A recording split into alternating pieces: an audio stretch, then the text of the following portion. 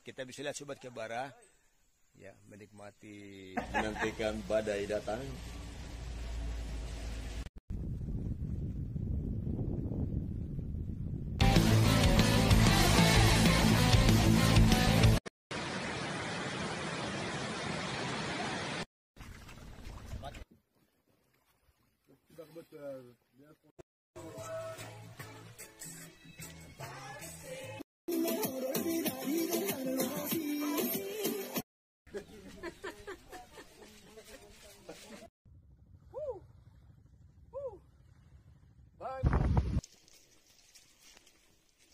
yes. Yuk.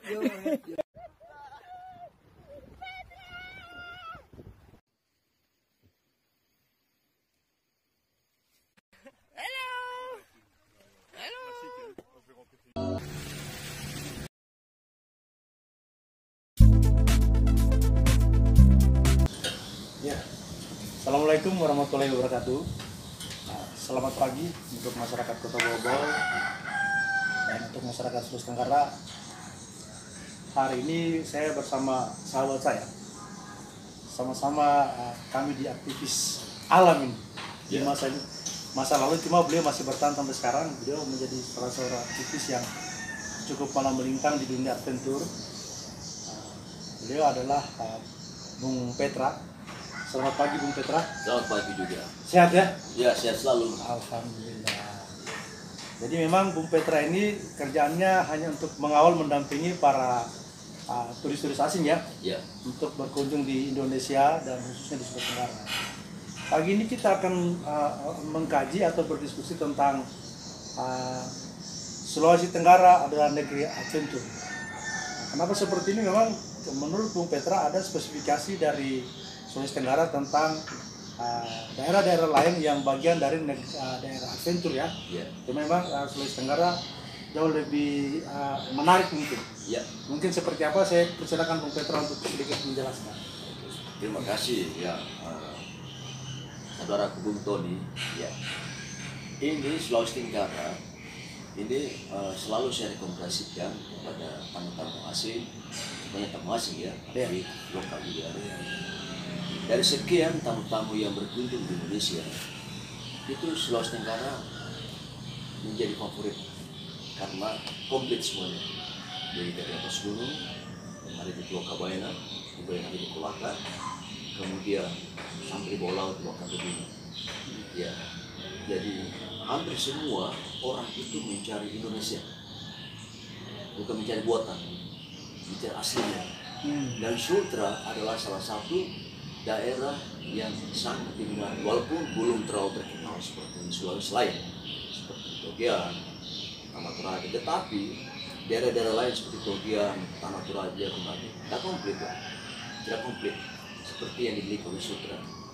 Ya, Buton sebagai negerinya, Kejung, selain di Kolaka, Konawe juga. Kemudian Una, negerinya Laguna, negerinya Goa. Kemudian Makatobi, surga di bawah laut. Itu ada 750 spesies dari 800 spesies di dunia ini yang ada di dunia, hanya satu di Makatobi. Itu kan biota lautnya. Iya. Nah, artinya itu orang-orang yang mau berwisata adventure, Sultra tempatnya. Makanya selalu kita diskusi, dan saya sudah ketemu dengan Pak Kadis, Dinas Provinsi Kabeli. Dia orangnya biasa. Saya selalu bilang, mari kita dorong Sultra ini sebagai negerinya. Tidak ada cara lain selain sebagai negeri adventure. Tadi kita sempat mengatakan bahwa Sultra lebih komplit ya. Komplit ya. Dibandingkan dengan daerah lain. Yang komplitnya seperti apa itu? Yang lebih spesifik komplitnya seperti apa sehingga peminatnya banyak? Kalau bicara adventure ya, komplitnya itu alamnya. Alam. Gunung. Ya. Ada 2 lokasi yang tadi saya bilang Kabaena. Hanya Kabaena perlu kita awasi karena sejak masuknya tambang itu yang saya khawatirkan, karena akan menjadi ketumpahan bencana lah. Ya. Kemudian di Kolaka. Lalu alam yang lain adalah hutan.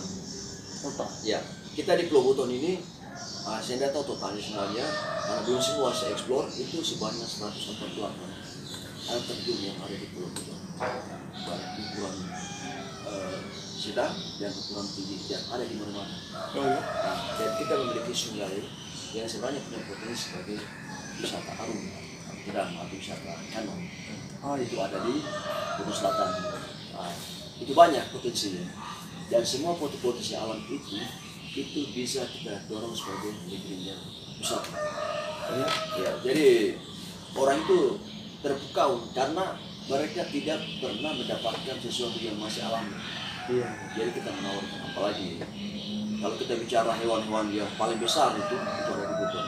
Ikannya raksasa, ular itu raksasa, buaya juga buaya raksasa semuanya. Jadi artinya selalu alam menyediakan hal-hal yang kita tidak duga-duga. Iya. Dan itu menjadi minat Parah. para tamu-tamu dari luar, dan khususnya saat ini yang paling banyak itu adalah orang yang mencintai alam ketimbang sekedar hanya pergi santai-santai. Kalau santai-santai ya di Bali saja. Iya. Tapi kalau bicara adventure, welcome di Sulawesi Tenggara, khususnya untuk Pulau Buton. Ya. Kalau di Muna Laguna kan di sana? Negerinya Laguna. Negerinya Laguna. Ya. Apa yang paling menarik dari sekian goa yang ada di sana? Di Pulau Muna ini kan terbagi ya, ada Muna Barat, ada Muna, dan ada Buton Tengah. Saya jujur saja, Bung Tony, sebelum saya menjual, saya sudah membuat mappingnya yang akan menjadi prioritas wisata adventure. Jadi, dan minat yang paling tinggi itu adalah misalnya di Muna. Saya selalu sebut Robinson Adventure, karena di Muna itu pertama, kalau kita bicara Maldivesnya Indonesia itu ada di Muna, karena banyak sekali pasir tinggi, kampung-kampung Bajo, ya seperti saya sudah tahu dari orang-orang asing dan mereka, dan 100% itu mereka langsung bukti ketika mereka melihat. Kalau di kampung-kampung Bajo misalnya banyak tempat, ya di Muna Barat itu punya potensi kampung-kampung Bajo yang masih alami, yang jauh dari teknologi, dan itu dicari. Dan di samping kampung Bajo itu ada pasir-pasir timbul atau dalam bahasa Indonesia sandbar, dan itu menjadi motivasi orang beradventure, dan mereka ingin merasakan bagaimana rasanya seperti Robin Cruise. Makanya saya selalu sebut sebagai The Robinson Adventure Land.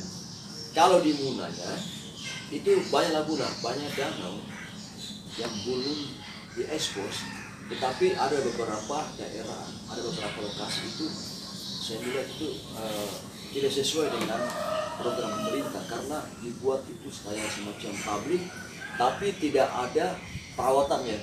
Makanya kalau misalnya banyak sekali danau atau laguna, jangan semuanya diolah, 1 atau 2 untuk umum, sisanya biarkan untuk adventure. Oh, jadi memang tidak semua harus diolah. Tidak semua, karena Jangan rusak dilepas. semua, jangan semuanya. Kalau kita mau mendorong negeri adventure, jangan semuanya. Oh iya. Karena satu contoh, ada satu laguna dipasang kamar mandinya, setelah selesai tidak pernah dipakai, rusak dan tercemar, kotor semuanya. Jadi saran saya, lebih bagusnya pemerintah diskusi dulu kepada pelaku pariwisata apa yang harus dijual, Iya. apa yang harus didepankan. Minimal mempertahankan keaslian itu Ya, yang ditanya iya. adalah orang-orang pemain adventure. Betul. Jangan hantam sembarang. Ya betul. Ya, ya. Jadi harus ada kolaborasi antara pemerintah dengan pelaku pariwisata. Kemudian Buton Tengah, Buton Tengah ini saya sebenarnya tidak setuju disebut sebagai 1000 negeri gua, 1000 negeri Buton 1000 Tengah, gua. negeri 1000 gua. Karena tidak sebanyak itu. Dari sekian yang saya jelajah itu ada sekitar 305 yang lain belum ya. Makanya saya pernah ketemu mantan Kadis Par Buton Tengah. Saya bilang, Pak, itu tidak pantas Pak disebut negeri 1000 gua.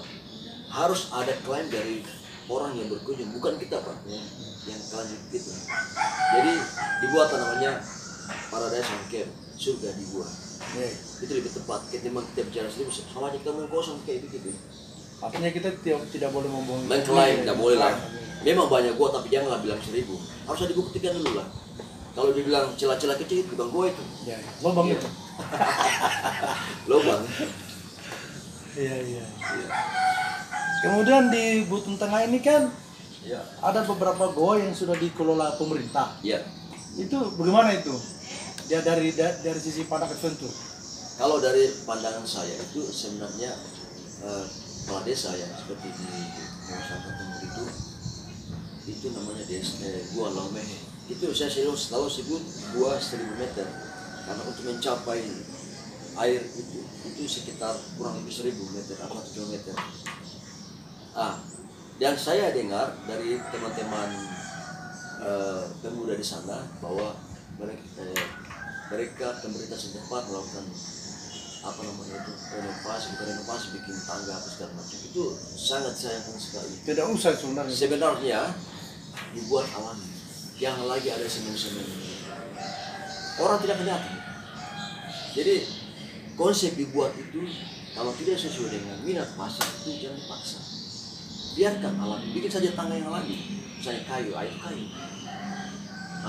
Kemudian penerangan juga itu sesuai dengan nyawa adventure juga.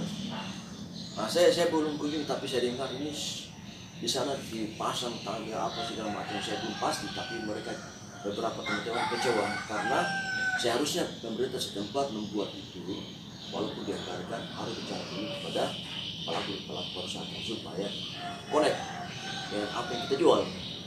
Tapi kalau dibikin seperti itu, pertama ada standarnya bro, standar keselamatannya bagaimana, standar keamanannya bagaimana, dan standar kenyamanan. Kalau tamu kita masuk situ yang dia bilang orang adventure terus tidak nyaman karena gara-gara tangga yang dibuat begini. Jadi kita bicara pariwisata itu ada 3 standar yang harus kita kedepankan, standar keselamatan, kenyamanan, dan keamanan. Ya, jadi apapun pemerintah itu kita dukung, tapi sebaiknya pemerintah harus bicara dulu sama-sama pelaku pariwisata. Karena yang menjual ini bukan mereka, kita yang menjual, dan kita diperhadapkan dengan model seperti itu yang ditawarkan yang tidak sesuai dengan pasar. Harusnya program itu dibuat sesuai dengan pasar, bukan program dibuat melawan pasar. Jadi pasar dulu baru dibuat programnya. Jadi pertama survei, mappingnya, baru master plan, baru bikin program. Master plan-nya itu setelah program nanti dibuat, ada uji coba dulu. Kalau dari evaluasi misalnya kita buat tahu ini, bagaimana kepuasannya? Sekian 90%. Oke, kita masukkan di master plan-nya. Oh gitu ya. Ini lucu. Program yang dibuat yang katanya master plan-nya tanpa uji coba itu ngawur namanya. Jadi itu sudah salah itu. Makanya peminatnya terbatas. Lokal juga paling cuma cacat tertentu ya. Tapi kalau untuk kita bicara dari dari luar itu agak susah ya. Agak susah. Jadi ada beberapa daerah di luar Sulawesi Tenggara itu sadar. Saya diundang di Alor, saya diundang di Sumba. Bayangkan di rumah sini tidak diundang. Saya diundang di luar. Membicarakan wisata apa yang cocok. Di bawah tidak diundang. Ini yang bukan tidak diundang, tapi lucunya ibarat ada bapak, tapi anaknya orang ini ambil, bukan anaknya sendiri yang punya potensi seperti itu. Jadi tidak apa-apa lah, saya hormati. Mungkin karena gengsi atau bagaimana. Yang jelas ini kita ini yang bawa orang asing. Iya. Dan PAD itu yang paling utama. Berarti memang informasi dinas terkait ya pariwisata terkait komunitas adventure di Kota Bogor tidak terlalu tidak terlalu valid mereka mendata ya? Iya. Atau memang seperti apa itu? Bukan tidak terlalu valid, tapi karena pergantian pergantian kabin, sehingga program yang tadinya kita sudah cocok dengan kepala bidang tertentu yang berkaitan dengan wisata itu. Lalu karena ada politik masuk, pergantian kabin, akhirnya rencana itu batal lagi. Jadi saya angkat tangan karena tidak bisa kita mulai dari nol lagi. Saya tidak mau sebut namanya, tetapi ada satu kabin yang memang dia lebih mencondongkan pelaku pariwisata, dan kan dinas kan sebagai fasilitator, regulator. Jadi operatornya itu diserahkan kepada pelaku pariwisata supaya nanti kita pelaku pariwisata itu kita ikut apa yang pemerintah inginkan sekaligus pasar yang diinginkan. Ini kan tujuannya PAD ini. Masa kita bikin kegiatan kok tidak ada PAD-nya? Selain PAD memang popularitas daerah ya, Iya. mempromosikan daerah itu. Jadi kita Seperti contoh begini Bang, seperti contoh saya dipercayakan untuk melakukan survei hutan. Jadi ada 3 zona untuk bau-bau. Pertama wisata trekking hutan bumi, wisata trekking hutan buso, bumi Strolio, wisata trekking hutan Strolio. Saya udah buat mappingnya, zona hijau, zona kuning, zona merah. Zona karena kita bicara standar keselamatan, zona hijau bisa dikunjungi secara umum, tetapi harus didampingi pemandu. Zona kuning itu pra adventure, zona merah itu baru adventure. Ketika saya sudah buat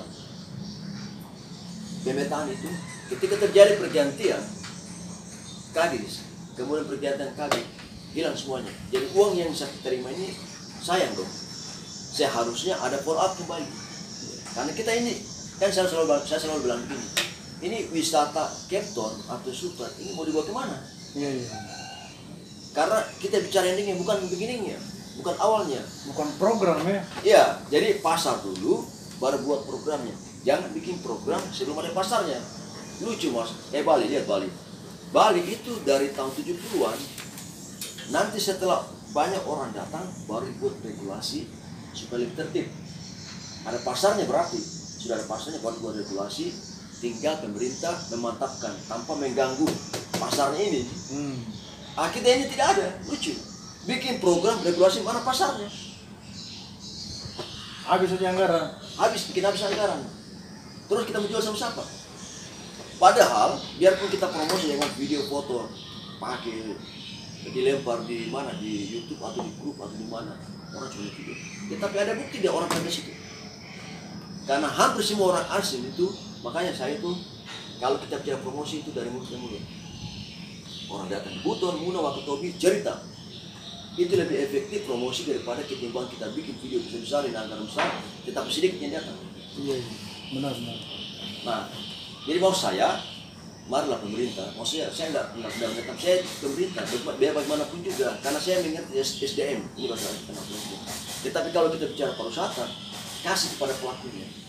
Nanti kita buat. Pemerintah mau ini, karena dia fasilitator, regulator, oke, kita bikin. Tapi kita ikut pasar.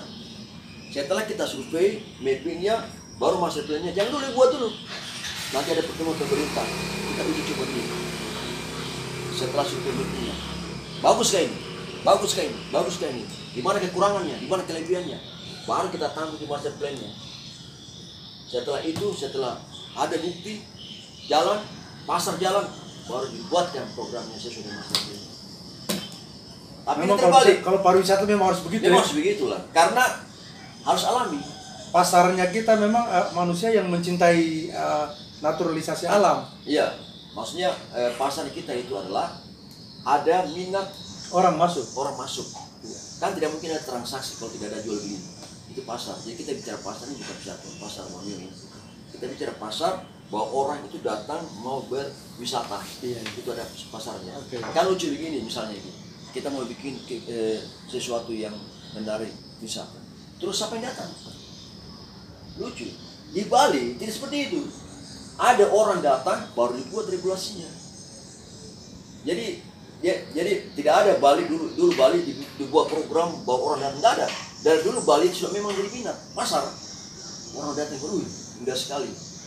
Makin banyak orang datang dari mulut ke mulut, baru pemerintah sadar, namanya sadar wisata. Ini lucu, bahwa sadar wisata ternyata potensinya. Setelah pemerintah Bali sadar wisata ini bahwa potensi Bali bagi negerinya wisata, barulah dibuat regulasinya untuk lebih apik, lebih teratur, bisa terencana. Kemudian melatih SDM kekurangan apa yang dibutuhkan untuk melengkapi standar ini. Karena tidak bolehlah kita pandu orang tidak ada swadayanya, kompetensinya. Di sini terbalik, dibikin kompetensi yang tamunya siapa? Yang mana tamunya? Tidak ada tamunya. Gitu ya? Yang lucu begitu. Maksud saya, jangan dulu buru-buru bikin kompetisi. Misalnya kita oke lah, Buton, Cape Town, sebagai ini wisata adventure. Saya ini bukannya sekedar pembantu, saya ini adventure. Jadi mau saya, kalau memang kita menjual di sini, mari saya latih. Tapi jangan di tempat-tempat yang kayak wah. Jangan di hotel. Kalau perlu di hutan. Karena dunianya itu. Dunianya memang Medannya di situ karena dia. kalau besok-besok dia dapat sertifikat dari pemerintah, memang program kementerian kita dukung. Tapi kalau tidak tepat sasaran, itu sudah salah. Bayangkan orang si A menerima sertifikat pelatihan tanpa Ke lokasi. di lapangan. Ketika dia dapat sertifikat, datang tamu masuk hutan. Lu mikir apa orang ini? Belum pernah masuk hutan. Padahal ada sertifikatnya loh. Iya, iya. Kan lucu. Dan sampai tiba di hutan tidak lintah dia berteriak, Pak. Pasti dia panggil orang. Bro, di mana ini? Jauh kasih tuh hutan. Ada malu ya, bikin malu-malu. Ada sertifikat baru. Intinya, kenali dulu potensi dulu. Baru bicara. Jangan bicara belum berbuat. Iya. Saya itu Bang, tidak pernah saya berbicara sebelum saya berbuat. Kalau kita bicara belum pernah berbuat, itu nanti namanya. Kita mau kosong itu, biar orang bicara teori bisa apa, pariwisata. Tapi kalau tidak pernah ada buktinya, itu mau kosong. Jangan pernah percaya orang bicara pariwisata kalau tidak pernah berbuat. Saya bicara memang kan saya berbuat. Nyata ini real. Jadi tidak bisa dikangkang. Makanya kenapa seperti di Ternate, itu pemerintah mengundang saya, tapi saya tidak bisa, kan saya ada tamu. Mereka undang saya untuk pelatihan. Januari, Februari kemarin saya udah ke sana. Kemudian di Sumba. Ini di Sumba, PKI hutannya saya latih. Padahal hutannya kecil. Kalau kita bicara perbandingan luas hutannya Sumba dengan hutan, jauh lah. Kita lebih unggul. Di Sumba ini banyak orang asing masuk bayar 700 loh. 700. Yang lokal bayar 200-an. Tapi ada PAD. Teratur. Tapi orangnya belum terlatih. Di situ saya latih. Kamu tahu pohon ini apa manfaatnya? Ini obat ini. Sampai di situ ya. Iya. Jadi bukan hanya pandu, tapi harus paham obat apa ini. Jadi maka saya pelajari ini pohon ini obatnya untuk ini. Jadi kita bicara adventure, kita bicara juga alam, kita bicara juga manfaatnya alam. Manfaat. Nah, di Kota Bau-Bau ini kan kita kebetulan kita lagi di puncak Salatiga ini. Kita bisa melihat laut. Iya, view. View-nya kita bisa melihat laut. Kemudian Luar biasa tempatnya itu. di sini kan ada istilahnya ada karing-karing ya. Iya. Miniatur Kota Bali lah. Iya. Nah, kenapa dia tidak terlalu diminati itu teman-teman kita? Orang asing. Ya, oleh orang asing Iya. teman di Bali. Kalau dipikir, ya sudahlah. Saya untuk lihat sedikit ke Bali-Balian, mending saya ke karing-karing. Ya, Itu kenapa kalau- kurang diminati di sana? Kalau orang asing yang tidak sempat ke Bali, karena hanya banyak kekurangannya. Iya. Kekurangan itu 100% orang-orang asing. Kalau saya bicara, kalau saya bawa di Karing-Karing atau di tempat lain yang ada orang Bali ya, hampir semua pertanyaan sama. Di mana kita melukat? Melukat. Pembersihan diri. Saya langsung berpikir, kita mau menjual Bali yang ada di Butong, kalau tidak ada melukatnya, tempat melukat. Jadi saya udah ketemu beberapa Pendeta di sana. ya tokoh pemuda sana, untuk mereka juga bingung. Memang mereka bilang harusnya ada. Saya bilang bukan hak itu wajib itu bro. Iya. Kalian orang Bali masih tidak ada tempat melukatnya. Saya udah tawarkan 3 lokasi yang ada air terjunnya yang mengalir bisa menjadi lokasi melukatnya. Tapi inilah kembali pada pemerintah. Kita bisa padukan Bali Butong. Jadi kalau orang mau tidak sempat ke Bali, mau melukat, membersihkan diri, kita sediakan lokasinya sesuai dengan daerah yang di mana orang Bali tinggal. Biar mereka yang lihat kriterianya. Biar mereka lihat. Di Bali kan semua orang datang melukat penyucian diri ini. Dia 7 kali minum, buang air, kemudian berputar di air ini. Sungai-sungai. Tapi ini orang Bali lucu, ada orang Bali tidak ada tempat melukatnya. Di karing-karing. Padahal orang Karing-Karing, orang Bali di Karing-Karing mau sekali ada itu. Karena itu memang bagian dari budayanya mereka, Oh, berarti di situ agamanya mereka. maksud saya kawasan atau lokasi melukat ini memang peran pemerintah harus ada ya. Harus ada lah, harus. Karena di situ terkait sungai Ya, atau air terjun atau apa. ya karena Oh, berarti dia butuh air mengalir mereka. butuh air mengalir. Oh, air mengalir. Hanya masalahnya bedanya kita ini, saya bukan bilang lucu. Kalau di Bali jujur saja, sekarang saya tidak mengerti air dari mana. Setelah saya naik di atas, itu airnya dari sawah. Saya berpikir, sehat ke air itu? Sementara kita punya air di Paling luar paling biasa. sehat, Ya. karena langsung dari hutan. Artinya bukan air dari mana Pak. Harus Perbandingan ada melukatnya, iya. sumber mata airnya Ah. memang harus. Harus ada. Jadi sebenarnya itu sudah wajib karena terkait dengan agama yang mereka Hindu. Jadi Dilengkapi, ya. harus lengkap, harus ada melukatnya. Terlepas mau ada kunjungan dari Iya. visitor-visitor Iya. dari luar ya. Jadi pemerintah harus antisipasi yang namanya virus emergency darurat wisata. Ketika orang asing datang, karena banyak sekali orang asing datang tidak ke Bali. Ini lucu banyak sekali, saya kaget. Pertama di Sulawesi, pertama di Buton, Oh ya, pertama di Indonesia, langsung ke sini, dari negaranya langsung langsung ke sini. luar biasa Karena ternyata. mereka berpikir Bali sama dengan Thailand. Jadi, tapi pada saat bicara Bali, ketika saya mau mereka di Karang-Karang atau yang ada kampung Bali, kita di mana tempat melukat. Nah, di sini kekurangannya. Artinya pemerintah harus paham pasar, dan pasar itu di mana keinginan orang-orang asing mau ada pengalaman experience. Oke lah, di Bali ada melukat, di sini orang Bali tidak ada tempatnya. Jadi ini kekurangan, satu contoh kekurangan di mana pemerintah tidak, Peduli.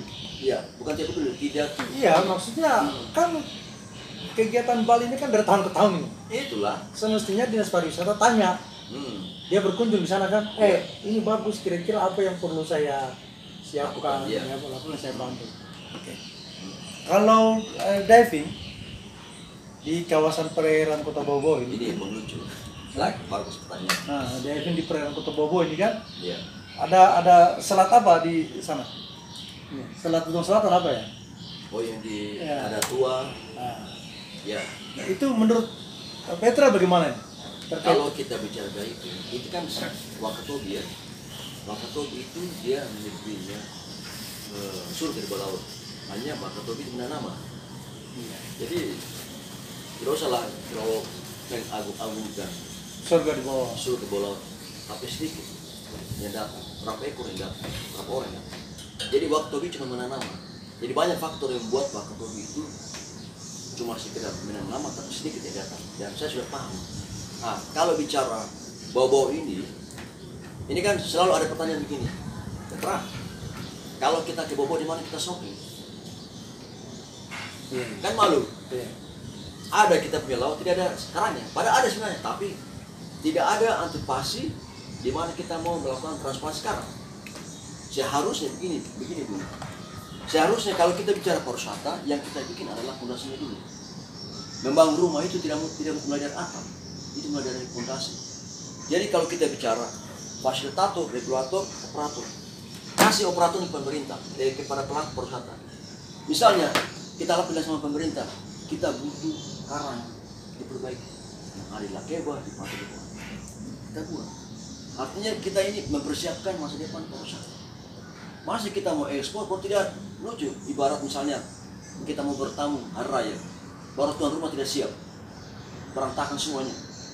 Nah, kita bicara pariwisata, bau-bau, Capton, sudah siap atau tidak? Kalau masih berantakan, berarti memang belum siap. Ada potensi tapi berantakan. Iya, iya. Di bawah ini kita selalu bertanya, di mana kita selalu? Tapi untung setelah saya survei dari ujung sana ke batas Pulau Selatan sampai di Kaputori, sampai di Palabusa, itu ada 3-4 titik yang saya dorong walaupun terbatas, tapi memuaskan. Setidaknya adalah yang kasih Tidak kosong ya? snorkeling, iya. Dan itu bisa menjadi tambahan.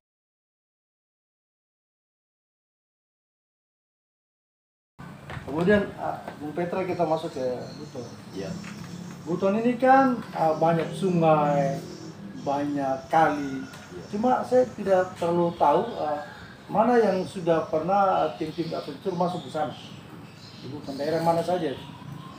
Kalau di Buton ini saya lebih cenderung di hutan ya. Hutan. Karena kalau kita ke sungai ke bawah itu banyak buaya, jadi baru yang namanya standar keselamatan. Jadi jangan kita buat wisata aneh-aneh kalau tidak ada standarnya. Karena kalau kita bicara itu sungai kan muara, itu buaya itu. Banyak Jadi, buaya situ? iya, saya lebih fokus kalau di Buton, misalnya di Buton hutan ya, air terjunnya, sungai yang ada kolam-kolamnya dan camping. ya camping di hutan, kemudian ada savana seperti di Sampelawa itu, perbatasan hutan tengah, hutan selatan itu. Artinya yang mana kita bisa jual sesuai dengan standar keselamatan, keamanan dan penyimpanan. Jadi saya udah bagi pemetaannya. Jadi kalau buton di bawah sekian, buton sekian, buton selatan sekian, buton tengah sekian, kemudian Wakatobi sekian, buton tengah, guna dan seterusnya. Nah, kalau bicara di buton, saya lebih banyak bawa tamu-tamu di daerah tertentu. Hanya masalahnya kita sering ketemu orang-orang yang ilegal. Ini yang saya tidak mengerti fungsinya dinas pertanahan itu bagaimana sebenarnya. Banyak memang yang harus dilihat ya. Harus, karena kalau kita bicara wisata, semua departemen itu harus terlibat. Jadi jangan cuma dinas pariwisata saja. Kalau kita menjual hutan, harus terlibat dinas hutan. Nah, baru yang kedua, hampir semua hutan yang kita jelajahi itu belum masuk di konservasi. Hanya kita bicara konservasi yang ada di Kapontori sana itu. Apa namanya, hutan Kapontori. Hanya masalahnya kita masuk tetapi ada orang menebak liar. Penebang liar tidak Jadi orang masuk, ada pungutan, tetapi pembiaran masih terjadi.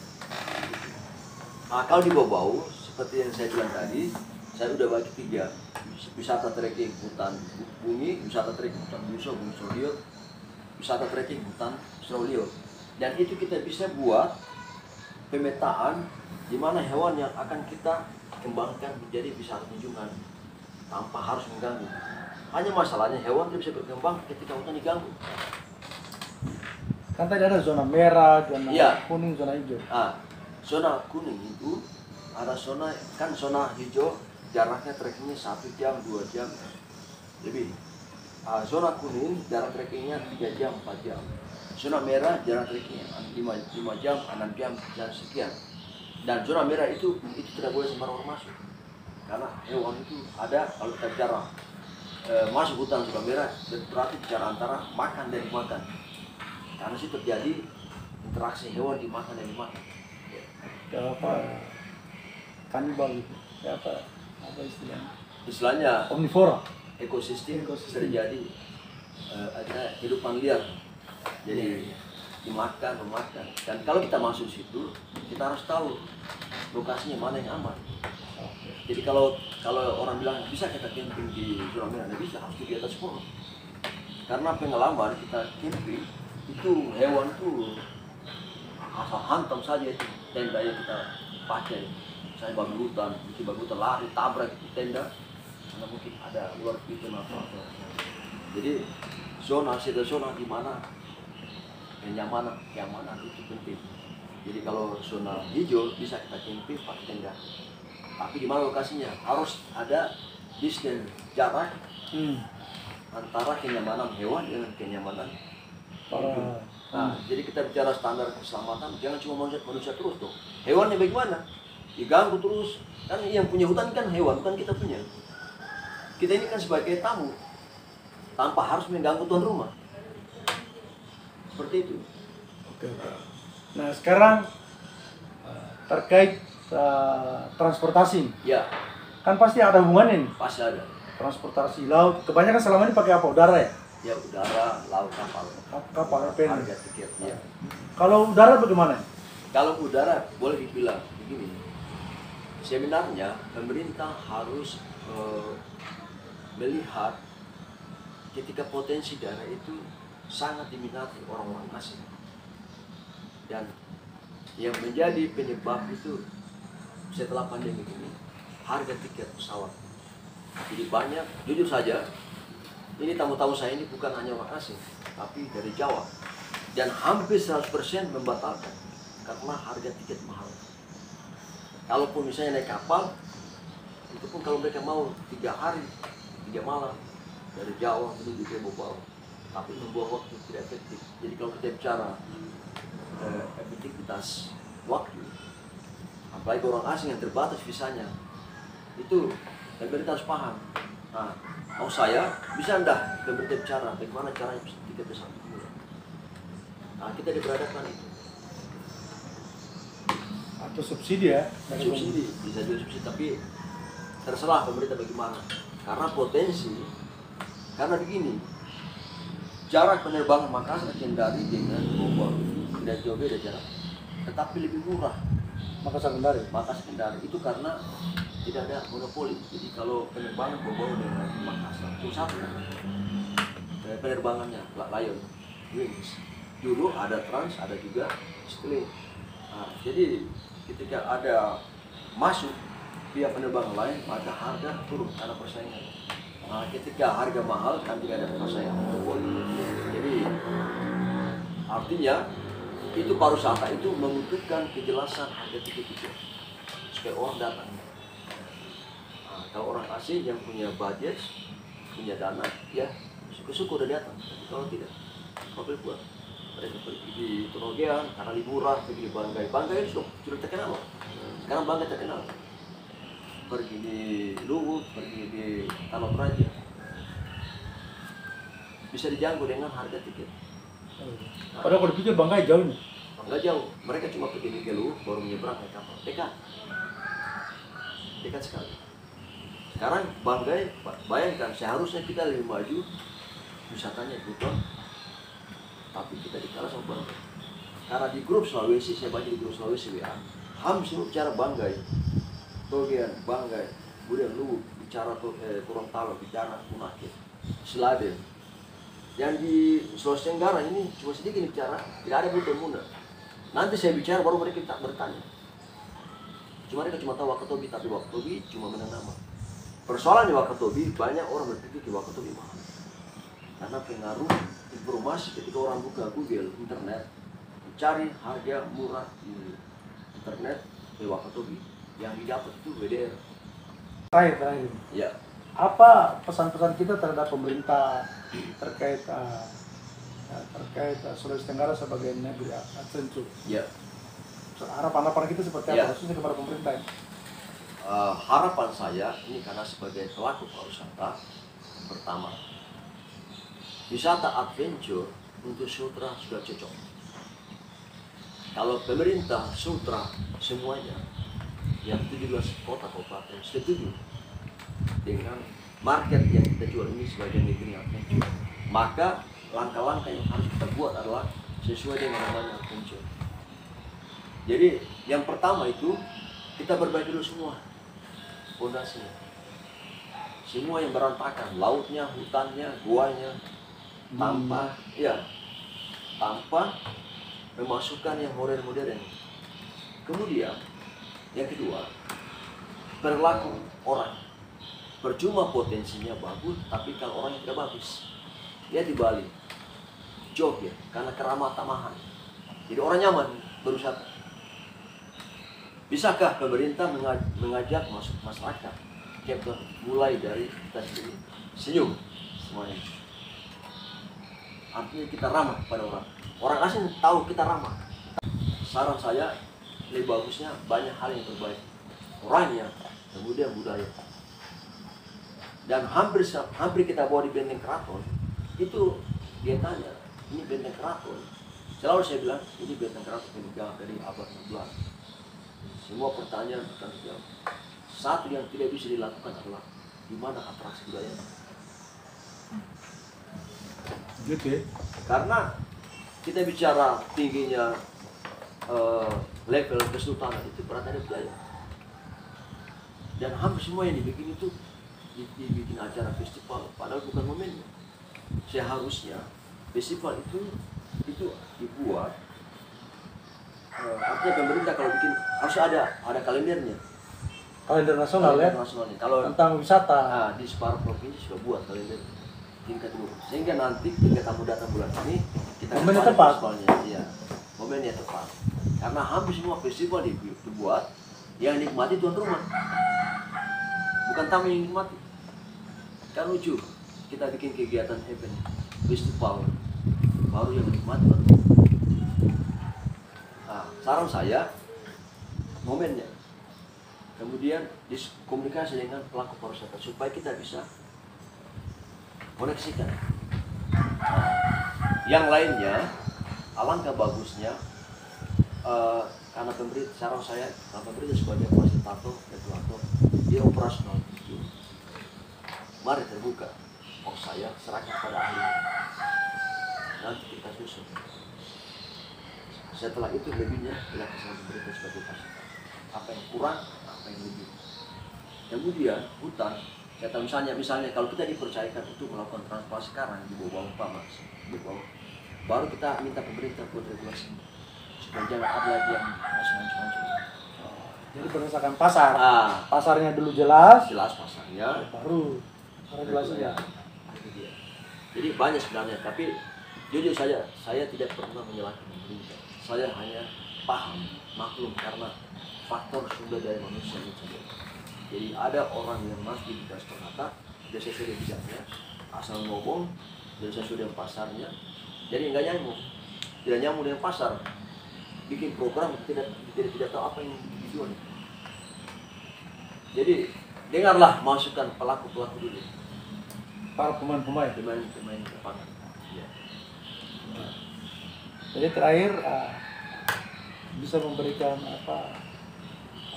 pesan-pesan kepada teman-teman di Eropa di mana-mana terkait kunjungannya di Sulawesi Tenggara. Yes. I would like to introduce about the Southeast Sulawesi, especially Buton Island.